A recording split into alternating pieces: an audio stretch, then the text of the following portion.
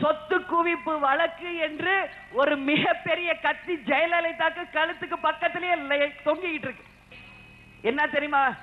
குமாரசாமி அவர்கள் கொடுத்த கணக்கு தவறு இருப்பதால் அந்த தீர்ப்புக்கு தடை விதிக்கிறோம் என்று ஒரே லைன்ல முடிச்சா மறுநாள் ஜெயலலிதா ஜெயிலுக்கு போயாகணும். இதுதான் இன்றைக்கு தலையெழுத்து. கேப்டன் நம்ம முதல்வர் வேட்பாளர் சொல்லிட்டோம். கேப்டன் மேல ஏதாவது ஒரு சின்ன லஞ்ச வழக்கோ ஊழல் வழக்கோ ஏதாவது ஒரு சின்ன தவறை கேப்டன் மேல காமிக்க முடியுமா?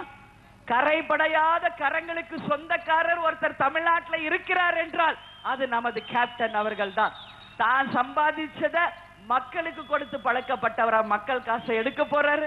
நிச்சயமாக கிடையாது.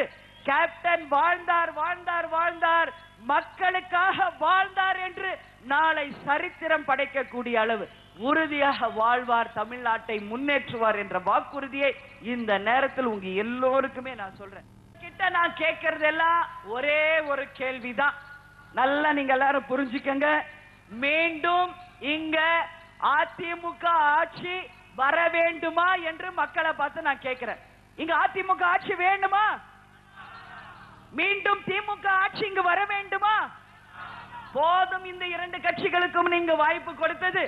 இளைஞர்களே, தாய்க்குலங்களே, மாணவ மாணவிகளே, புது வாக்காளர்களே, சோசியல் மீடியால இருக்கிற அத்தனை இளைஞர்களே, இந்த இரண்டு ஊழல் கட்சிகளையும் தமிழகத்தை விற்று அகற்றுங்கள்.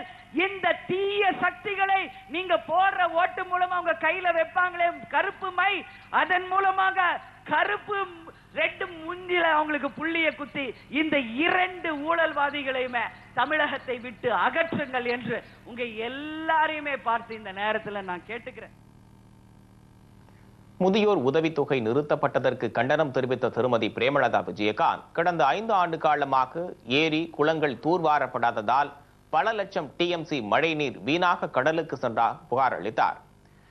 மேலும் தேமுதிக மக்கள் நல கூட்டணி ஆட்சிக்கு வந்தால் மணல் கொள்ளை தடுக்கப்படும், மதுக்கடைகள் ஒழிக்கப்படும் என்றும் திருமதி பிரேமலதா விஜயகாந்த் சூளுரைத்தார்.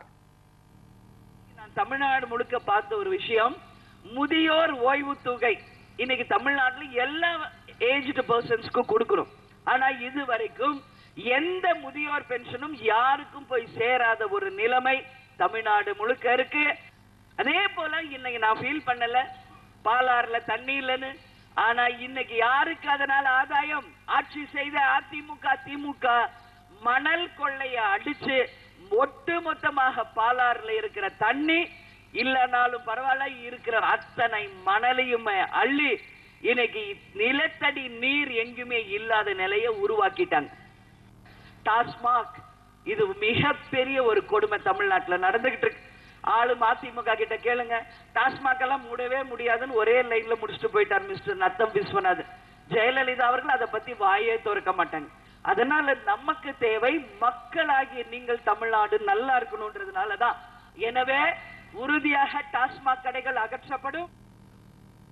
ஆட்சி செய்த அதிமுக திமுக மணல் கொள்ளைய அடிச்சு ஒட்டு மொத்தமாக பாலாறுல இருக்கிற தண்ணி இல்லனாலும் பரவாயில்ல இருக்கிற அத்தனை மணலையுமே அள்ளி இன்னைக்கு நிலத்தடி நீர் எங்குமே இல்லாத நிலையை உருவாக்கிட்டாங்க.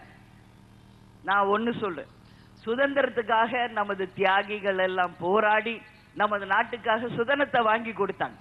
ஆனா நாம அத்தனை பேரும் இப்ப ஒன்று சேர்ந்து இந்த கொள்ளையர்களை நாட்டை விட்டு அகற்றி கொள்ளையர்களை வெளியேறுங்கள் எங்கள் தமிழ்நாட்டை என்று சொல்லக்கூடிய அளவு இன்னைக்கு அனைத்து துறைகளிலுமே லஞ்சம் ஊழல் என்ற கொள்ளை அடிக்கப்படுகிறது.